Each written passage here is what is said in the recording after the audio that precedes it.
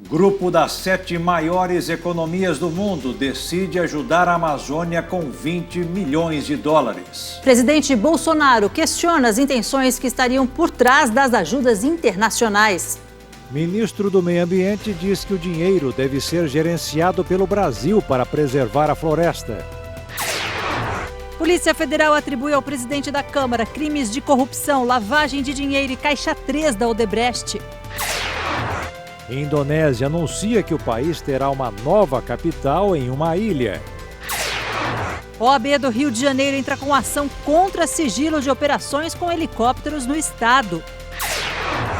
STF mantém o ex-ministro Gedel na prisão pelas malas com 51 milhões.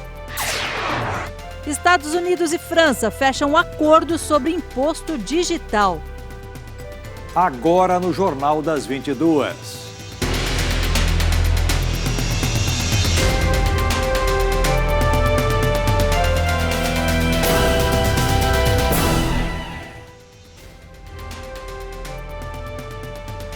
Olá, boa noite. Boa noite.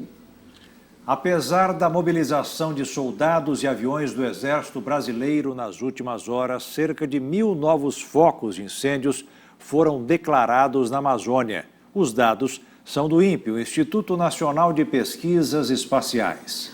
O saldo marca um aumento de 78% em relação ao mesmo período do ano passado. Hoje, o presidente da França anunciou que irá liberar 91 milhões de reais para ajudar o combate ao fogo. O presidente Jair Bolsonaro questionou o interesse de Emmanuel Macron. Para tentar auxiliar ainda mais a região amazônica, nesta segunda-feira, na Casa Civil, o ministro Onyx Lorenzoni se reuniu com chefes de outras pastas para discutirem a questão da floresta amazônica e a oferta de países que se disponibilizaram a colaborar no combate às queimadas. O governo de Israel anunciou o envio de um avião para auxiliar os trabalhos das Forças Armadas brasileiras. A informação foi dada no domingo pelo deputado federal Eduardo Bolsonaro, do PSL, após reunião no Palácio do Alvorada com o presidente Jair Bolsonaro e o ministro das Relações Exteriores, Ernesto Araújo. Logo após a reunião, o presidente anunciou que aceitou a ajuda de Israel para combater os incêndios. Já no exterior, o presidente da França, Emmanuel Macron, anunciou nesta segunda-feira que a cúpula do G7 conseguiu organizar uma ajuda imediata de 20 milhões de euros para o combate às chamas na Amazônia, valor que equivale a quase 91 milhões de reais. A maior parte do dinheiro do grupo dos 7 países mais ricos do mundo seria destinada ao envio de aviões-tanques para apagar os incêndios. O G7 também propôs uma assessoria a médio prazo para o reflorestamento da Amazônia. O projeto deve ser apresentado na Assembleia Geral da ONU em setembro. Além disso, para o Brasil receber a ajuda, o país teria que concordar em trabalhar com ONGs e populações locais, de acordo com o governo francês. Ao sair do Palácio da Alvorada, nesta manhã, Bolsonaro questionou o interesse de Macron em ajudar no esforço contra queimadas na Amazônia. Macron promete ajuda de países ricos à Amazônia. Será que alguém ajuda alguém? A não ser uma pessoa pobre, né? Sem retorno? O que está de olho da Amazônia? O que eles querem lá há tanto tempo? No Twitter, o presidente escreveu que Macron, abre aspas, nem disfarça suas intenções atrás da ideia de uma aliança dos países do G7 para salvar a Amazônia, como se fôssemos uma colônia ou terra de ninguém. O presidente da Câmara, Rodrigo Maia, também falou a respeito do Brasil aceitar ou não essa ajuda. Maia disse que o Brasil é hoje um país que vive dificuldades financeiras e que o Brasil tem todas as condições de receber e utilizar bem os recursos.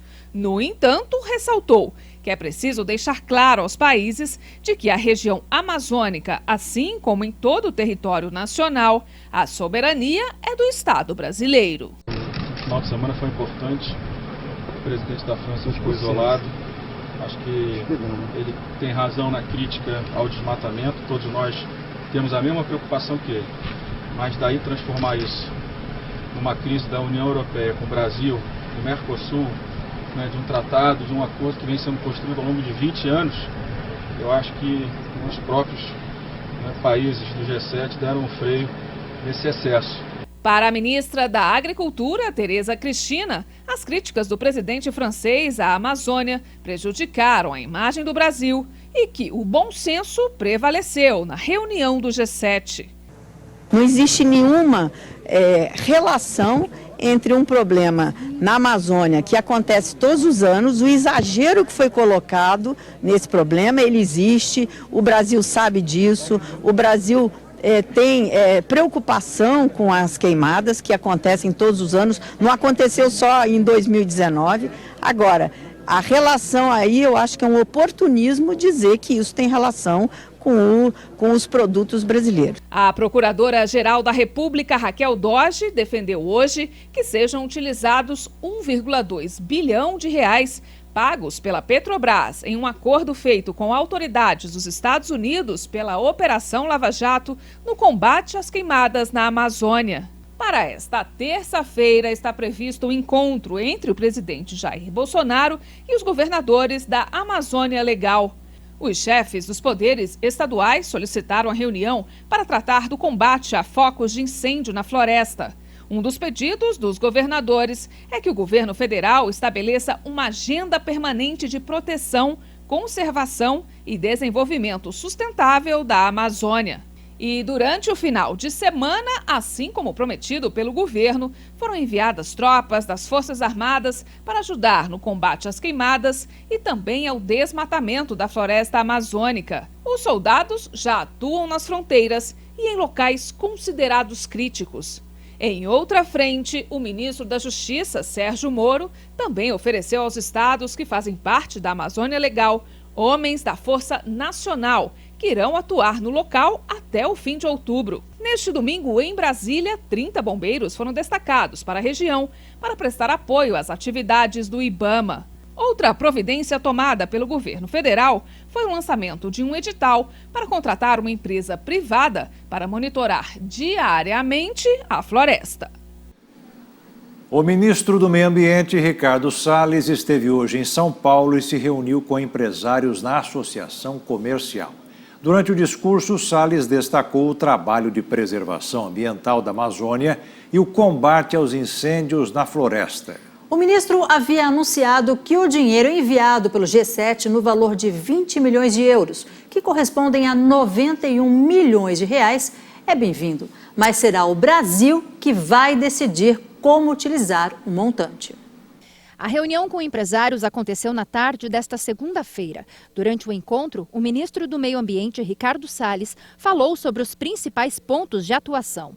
Entre as prioridades estão saneamento básico, a diminuição de lixões, melhorar a qualidade do ar e aumentar a área verde nas cidades brasileiras. Por outro lado, também construir soluções que sejam relevantes. Então, a constituição de consórcios de municípios, criar linhas de financiamento para poder fazer esse trabalho avançar, ter tecnologia disponível para poder resolver o problema. Salles também falou sobre a atual situação da Amazônia, que vem sofrendo com graves queimadas. A situação levou à preocupação internacional. Tanto que foi anunciado pelo presidente francês Emmanuel Macron, após a reunião da cúpula do G7, grupo que reúne as 7 maiores economias do mundo, um auxílio para países afetados pelos incêndios na floresta amazônica. O ministro Ricardo Salles reforçou mais uma vez que o dinheiro anunciado pelo G7 no valor de 20 milhões de euros, que correspondem a 91 milhões de reais, é muito bem-vindo, mas que esse recurso deve ser gerenciado pelo Brasil. E só quando houver a formalização é que será decidido como ele será utilizado na preservação da Amazônia e no combate aos incêndios. O recurso é bem-vindo, evidentemente que tem que vir logo, essas coisas normalmente a implementação é mais difícil do que o anúncio, mas precisa ser para o Brasil utilizado da forma que entende correto. Mas há uma questão conceitual importante. O país não abre mão, não deve abrir mão, ou não deverá mais abrir mão, enfim, seja o tempo verbal que for, com a sua prerrogativa de escolher como as coisas são executadas aqui dentro. Ponto. O ministro do Meio Ambiente falou mais uma vez sobre os interesses econômicos de entidades que atuam na Amazônia e que as ações precisam ser tomadas para preservar a maior floresta tropical do mundo. Muitas dessas entidades que dão trabalho para os seus governos lá fora também, não é só aqui. Muitas dessas entidades que fazem barulho e tal, inclusive fora do Brasil, mas a respeito do Brasil, têm interesses econômicos, até porque quanto mais você cria vamos dizer, o sentimento de descontentamento, de urgência, etc., mais pretexto para angariar recursos você tem. A Câmara dos Deputados deve votar ainda esta semana o projeto que amplia a permissão para o porte de armas e disciplina o registro de atiradores esportivos e caçadores.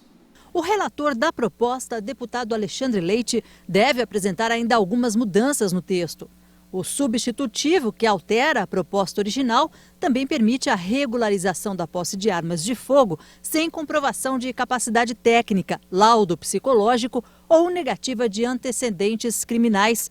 Essa regularização do registro da arma poderá ser feita em 2 anos a partir da publicação da futura lei, se ela for aprovada. O interessado deverá apenas apresentar documento de identidade, comprovante de residência fixa e prova de origem lícita da arma. O texto também diminui de 25 para 21 anos a idade mínima para a compra de armas. Permite o porte para os maiores de 25 anos que comprovem estar sob ameaça e aumenta as penas para alguns crimes com armas. De acordo com Rodrigo Maia, apesar de ser um tema polêmico, é uma pauta do Executivo que precisa ser analisada pelos parlamentares. Vamos tentar votar pelo menos o texto principal. O relator ainda quer fazer algumas mudanças, principalmente no tema da caça, para tirar todas as palavras que tem em relação à caça, para não parecer que se quer avançar nesse tema também, que tem muita preocupação dos parlamentares mais ligados à proteção dos animais, ao meio ambiente. Acho que tirando isso, tira uma polêmica importante e a partir daí vamos discutir. É claro que o tema das armas é sempre polêmico.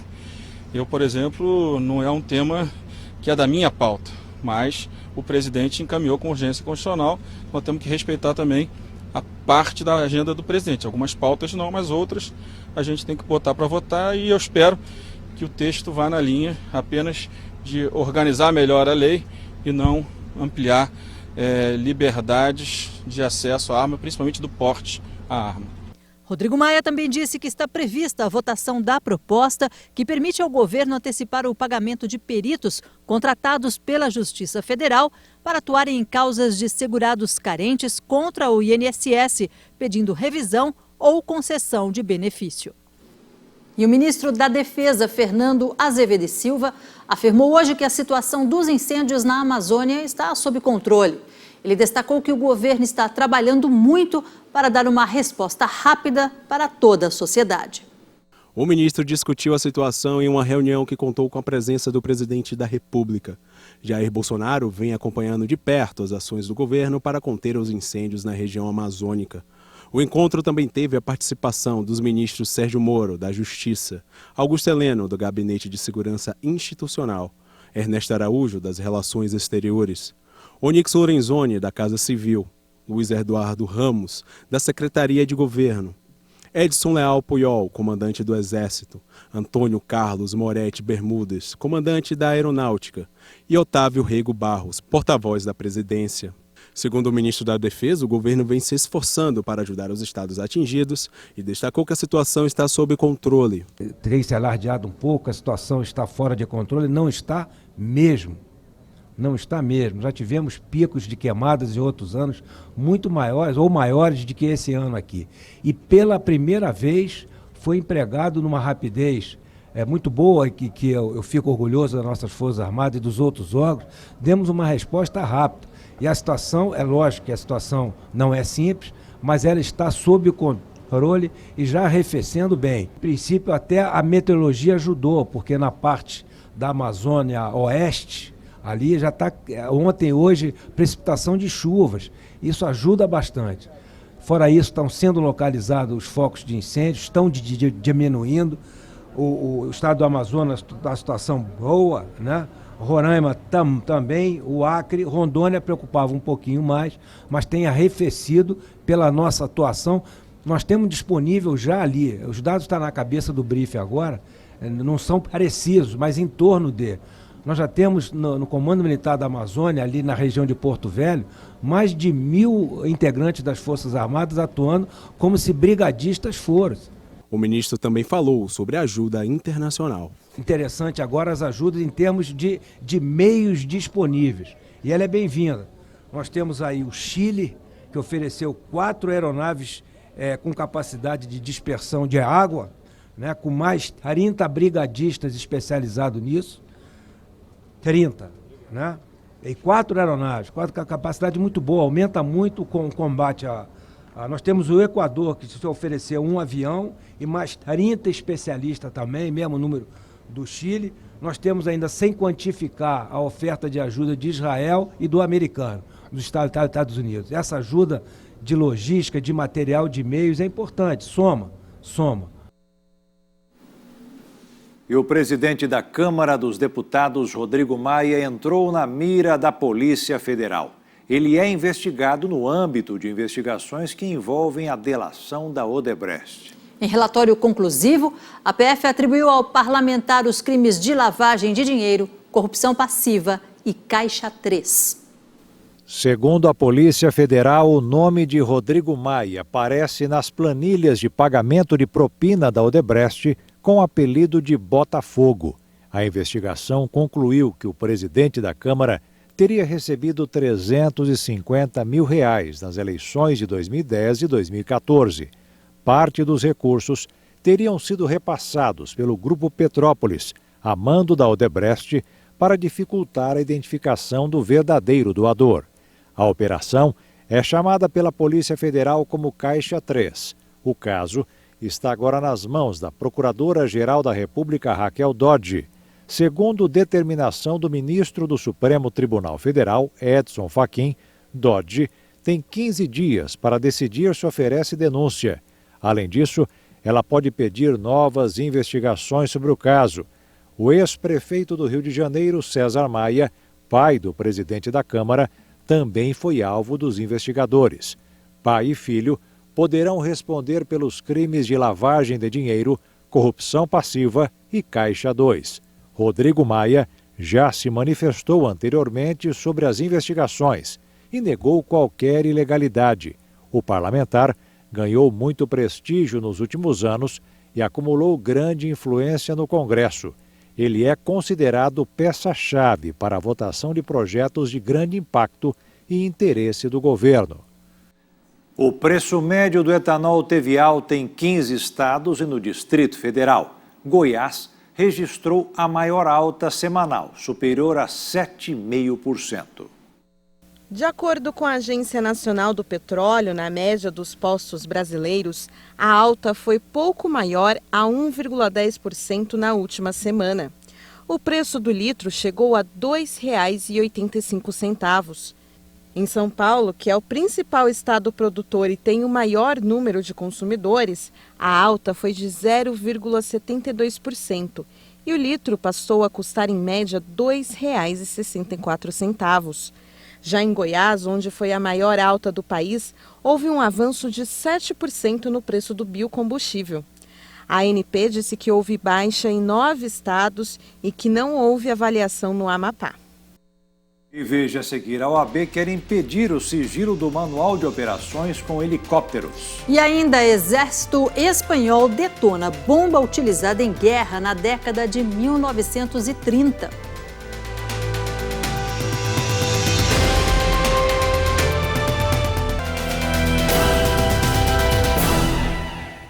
No Rio de Janeiro, a Ordem dos Advogados do Brasil entrou com uma ação contra o governo do estado para impedir o sigilo do manual de operações com helicópteros. No início de agosto, o governo do Rio de Janeiro anunciou a criação do manual, que pretende orientar as equipes em operações a bordo das aeronaves da corporação. O ato foi assinado pelo secretário Marcos Vinícius de Almeida Braga, que deu status de secreto ao conteúdo do documento. De acordo com o governo, o sigilo válido por 15 anos restringe o acesso ao material. Órgãos e autoridades responsáveis pela criação do manual, como o governador Wilson Witzel. A OAB Fluminense entende que a decisão afronta os princípios da transparência dos atos da administração pública e fere a lei de acesso à informação. Segundo a nota divulgada pela Ordem, a sociedade tem o direito de saber quais os critérios para a utilização dos helicópteros, as circunstâncias em que atiradores de elite são autorizados a agir e as precauções tomadas para proteger a população e diminuir os riscos. E olha só, Jaqueta, essa notícia que vem lá do Nordeste. Moradores de Jaboatão dos Guararapes, em Pernambuco, promoveram um protesto inusitado e bem-humorado. Tudo porque eles estão cansados de conviver com o problema bem no meio da rua. Ah, mas esse problema o pessoal do Sudeste, do Norte, do Centro-Oeste e do Sul também possuem. É um buraco que mais parece um córrego e já está no local há 20 anos. Eles fizeram uma festa, gravaram com o celular e postaram na internet. Veja só. A festa foi completa, com direito a bolo, refrigerante e até o famoso "Parabéns para você".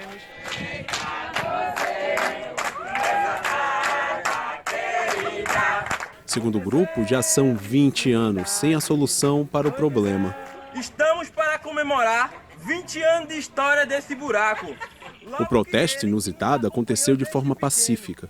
A Companhia Pernambucana de Saneamento informou que não opera a rede coletora de esgoto na rua, mas reconheceu que existe um vazamento que já foi diagnosticado.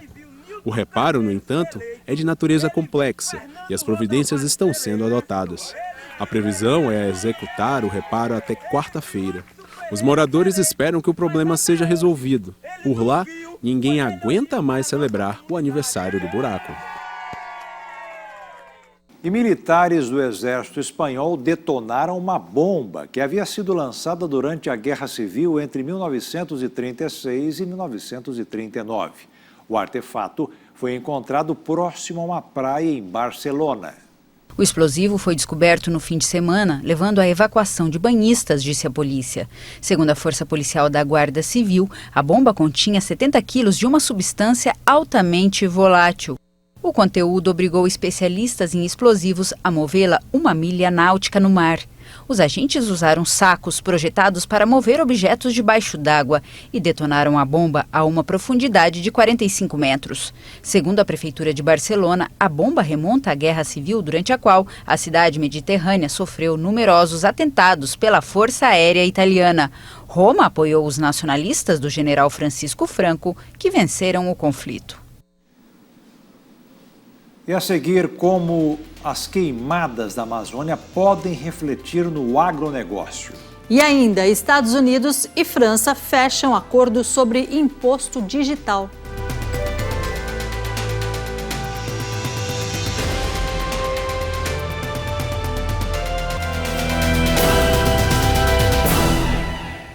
Muitos investidores do setor de agronegócio estão preocupados com os reflexos que o incêndio na Amazônia pode trazer para o segmento. Especialistas alertam que é preciso estudar o que acontece com o mercado externo para não perder dinheiro. A balança comercial do Brasil teve um saldo positivo de 700 milhões de dólares na terceira semana de agosto. Foi um reflexo da guerra comercial entre a China e os Estados Unidos. Os chineses deixaram de comprar soja dos americanos e os preços no mercado internacional subiram 10%. Quando os chineses foram às compras, encontraram os grãos do Brasil, que colheu uma super safra. O fato comprova mais uma vez a importância dos produtos básicos ou primários para a economia brasileira. Eles representam mais de 60% do valor das exportações. É muito difícil você, no seu dia a dia, não ter contato exatamente com algum setor, alguma coisa do agronegócio. Seja no momento que você veste sua roupa, né? Seja no momento que você toma o seu café, tem o seu almoço, seja no momento que você abastece seu carro, né? Seja com etanol, seja com o biodiesel que está também misturado no diesel. Então, assim, no dia a dia você está em contato, a gente está em contato assim, frequente com algum setor, alguma área que foi gerada pelo agronegócio. Uma das dúvidas que surge sobre o assunto neste momento é provocada pelas queimadas na Amazônia. Durante um seminário realizado em São Paulo, O secretário nacional de Inovação do Ministério da Agricultura, Fernando Camargo, foi indagado se as queimadas não vão fechar as portas para o agronegócio brasileiro em vários países da Europa. Tem, às vezes, um problema de imagem, né? Porque a gente está falando de problema de percepção do que está ocorrendo no norte do Brasil. Mas eu acredito que isso já é uma questão que está sendo resolvida, o governo está se empenhando, a gente não compactua com queimadas ilegais, com incêndios criminosos, e o governo está atento a isso para coibir. E a variação de preços no mercado externo tem reflexos no mercado interno. O aumento da exportação de produtos como a soja pode custar caro para o consumidor brasileiro. Isso porque a prioridade dos produtores são os países compradores. E com a oferta menor por aqui, o custo também aumenta. Por exemplo, suponha um pãozinho no supermercado, na padaria, vai ter uma influência? Vai. Se tiver uma maior demanda por trigo no mercado internacional, isso vai puxar o preço para cima, ou seja, vai ter uma tendência de aumento de preço, no caso do trigo. Mesmo a gente tendo esse produto aqui internamente, o preço do produto vai subir. É exatamente o que está acontecendo com a soja hoje. Nós estamos exportando mais soja para a China, portanto a soja aumentou em 10%. Mas e para os investimentos? Esses produtos são um bom negócio? A economista afirma que podem ser uma opção, mas alerta que é preciso ter conhecimento sobre o mercado externo. Os negócios são feitos principalmente na Bolsa de Valores e geralmente é preciso investir um bom dinheiro para fechar um acordo. O grande público, neste caso, fica longe deste balcão de negócios. Você tem que contratar uma corretora, tem que abrir uma conta numa corretora para que você possa investir. Aposentados e pensionistas começaram a receber hoje a primeira parcela do 13º salário. Segundo a Previdência Social, devem ser injetados cerca de 22 bilhões de reais na economia. Cerca de 30 milhões de beneficiários vão receber a gratificação na folha mensal de pagamentos do INSS até o dia 6 de setembro. Só essa primeira parte de recursos liberados deve injetar cerca de 22 bilhões de reais na economia neste terceiro trimestre. Vão ter direito ao 13º salário quem, durante o ano, recebeu os benefícios de aposentadoria, pensão por morte, auxílio-doença, auxílio-acidente, auxílio-reclusão e salário-maternidade. No caso de auxílio-doença e salário-maternidade, o valor do abono anual deve ser proporcional ao período recebido. Nessa primeira metade do abono, não vai haver desconto de imposto de renda. O tributo sempre é descontado na segunda parte do pagamento. Os valores vão ser depositados na conta corrente em que o segurado recebe o benefício mensal do INSS. A segunda parcela deve ser paga junto com o benefício de novembro, a partir do dia 25. A antecipação de metade do 13º salário já costuma acontecer desde 2006, mas as decisões são tomadas anualmente. Este ano, o governo editou uma medida provisória para tornar essa antecipação obrigatória. No mercado financeiro, o dólar fechou em alta nesta segunda-feira. A moeda norte-americana subiu 0,37% e encerrou o dia cotada a R$ 4,14 A França e os Estados Unidos chegaram hoje a um acordo para acabar com o impasse sobre o imposto digital do governo francês. Autoridades norte-americanas reclamavam que a taxa atingia injustamente as empresas de mídia social. O acordo foi confirmado pelo presidente da França, Emmanuel Macron, durante entrevista coletiva conjunta com o presidente dos Estados Unidos, Donald Trump, após a reunião do G7, grupo formado pelos 7 países mais ricos do mundo. O acordo firmado entre franceses e norte-americanos prevê que a França pague às empresas a diferença entre um imposto francês em conjunto e um mecanismo que será pelo Grupo para a Cooperação e Desenvolvimento Econômico. Autoridades dos Estados Unidos reclamam que a taxa afeta empresas como Facebook, Google e Amazon, companhias que registram lucros em países com baixos impostos, como Irlanda e Luxemburgo. Além dos americanos, o imposto também será aplicado em companhias chinesas, alemãs, britânicas e francesas.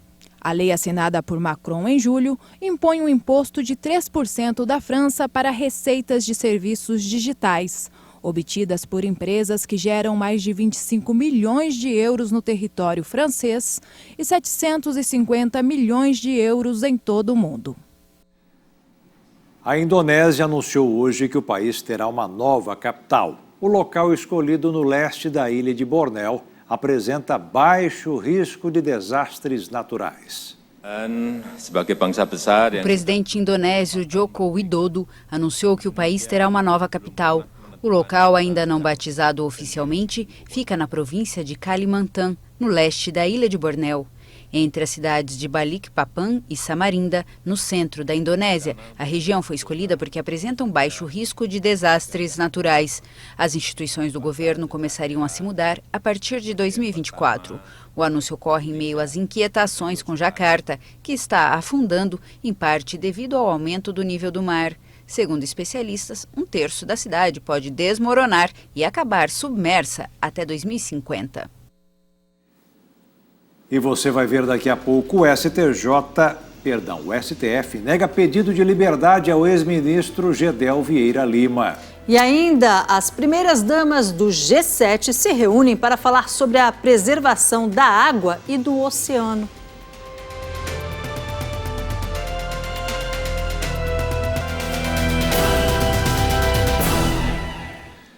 O ministro do Supremo Tribunal Federal, Edson Fachin, negou conceder liberdade ao ex-ministro Gedel Vieira Lima. O MDBista está preso desde setembro de 2017 no presídio da Papuda, em Brasília. Gedel foi preso pela Operação Lava Jato no caso dos 51 milhões de reais encontrados em malas em um apartamento em Salvador em 2017. O ministro do Supremo Tribunal Federal, Edson Fachin, afirmou que Gedel pediu prisão domiciliar porque foi transferido para uma ala de segurança máxima na Papuda, o que, de acordo com a defesa, seria inadequado. O magistrado alegou que não há ilegalidades na prisão do MDBista e que Gedel não preenche os requisitos como idade avançada ou portar doença grave para ficar preso em casa. Fachin explicou que, mesmo sem haver uma data para julgamento do ex-ministro, a ação penal tramita de forma rápida. O magistrado disse entender que a Justiça de Primeira Instância decidiu pela mudança de ala, porque Gedel estava vulnerável no local anterior e, por isso, havia cometido atos indisciplinares. Ex-ministro da Secretaria no governo Michel Temer e da Integração Nacional de 2007 a 2010 no governo Luiz Inácio Lula da Silva, Gedel responde à ação penal junto com o irmão, o ex-deputado Lúcio Vieira Lima, por lavagem de dinheiro e associação criminosa por conta do dinheiro encontrado em Salvador. A Prefeitura de São Paulo decidiu destravar os investimentos para a construção da casa própria. E, além de menos burocracia, a ideia é investir em privatizações, incluindo a do Parque do Ibirapuera. O anúncio foi feito durante a 16ª Convenção do Secov, o Sindicato da Construção Civil, com a participação do ministro do Meio Ambiente, Ricardo Salles, e do prefeito de São Paulo, Bruno Covas. As áreas onde são construídos novos imóveis acabam passando por longo processo de degradação por causa da burocracia. O licenciamento ambiental hoje tem levado 2, 3, 5, por vezes mais anos. E depois de tudo isso, ele ainda corre o risco de ser contestado, de ser embargado, de ser cassado. Isso não nos permite ter segurança jurídica. E é isso que precisa mudar.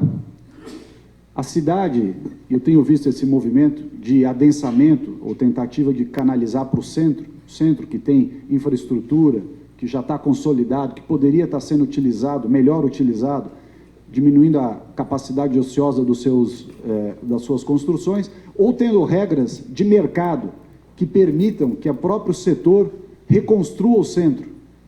Basta tirar o limite do coeficiente de aproveitamento, gabarito, deixa construir a forma que o mercado achar mais adequado.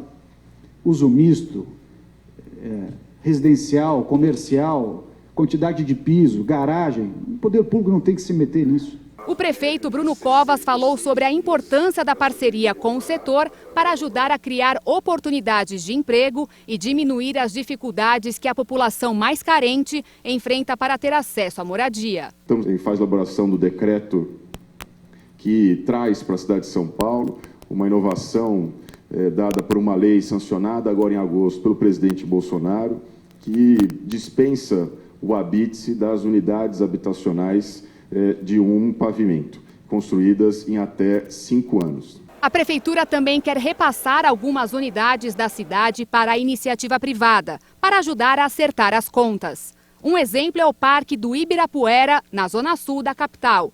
Hoje, a Prefeitura gasta 23 milhões de reais por ano com a manutenção do parque.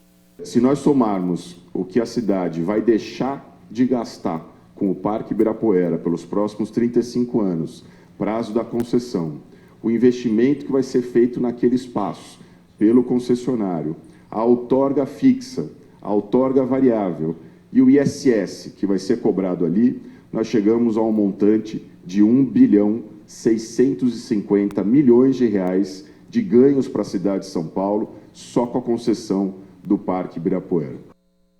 E o IBGE começou hoje a coleta de dados da Pesquisa Nacional de Saúde. Ao todo, 1.200 entrevistadores vão visitar mais de 100 mil domicílios em mais de 2.000 municípios de todo o país. Segundo o IBGE, esta é a maior e mais completa pesquisa sobre saúde já feita na América Latina. De acordo com o Ministério da Saúde, o objetivo é conhecer a realidade da saúde da população, que é o primeiro passo para elaborar políticas para a área. O primeiro passo para o Ministério da Saúde estabelecer políticas de saúde é conhecer a realidade da saúde da população. Então, a Pesquisa Nacional de Saúde ela vai fazer um levantamento profundo sobre toda a situação de saúde da população, inclusive identificando o acesso à população aos serviços de saúde. Com isso, além de avaliar o estado atual da saúde da população, nós conseguiremos planejar pelo menos os próximos 10 anos as ações do Ministério da Saúde, junto com os estados e municípios. A gerente da pesquisa, Maria Lúcia Vieira, disse que o objetivo é retratar a situação da saúde do país, além de levantar indicadores para o acompanhamento de políticas públicas, para avaliação de programas existentes e implantação de novos. Tem muitas políticas públicas implementadas e essa pesquisa ela consegue fornecer informações para a avaliação dessas políticas que já estão aí. A coleta de dados vai até fevereiro de 2020 e os primeiros resultados devem ser divulgados em 2021. As informações prestadas pela população são sigilosas e só serão computadas para fins estatísticos. As primeiras damas do G7 dedicaram a manhã desta segunda-feira para um encontro sobre um dos temas da cúpula, a preservação da água e dos oceanos. Jovens e mar, uma mistura perfeita para chamar a atenção mundial sobre a proteção dos oceanos e da água. No terceiro e último dia da reunião dos 7 países mais desenvolvidos do mundo, esposas dos líderes do G7 se encontraram com surfistas. Elas também assistiram a um resgate marítimo. O evento ocorreu na praia Côte Basque, no balneário de Biarritz, onde é realizada a cúpula na França. Primeiras damas dos Estados Unidos, Japão e Austrália estiveram presentes, assim como ONGs que defendem o meio ambiente. A esposa do presidente francês Emmanuel Macron, Brigitte, foi anfitriã do encontro. A defesa do clima foi o foco principal da reunião do G7 este ano. Após grande comoção internacional, os líderes do grupo prometeram uma ajuda de 22 milhões de dólares para o combate às queimadas na Amazônia. E o Jornal das 22 termina aqui. Tenham todos uma ótima noite. A gente se vê amanhã. Boa noite, fiquem na paz.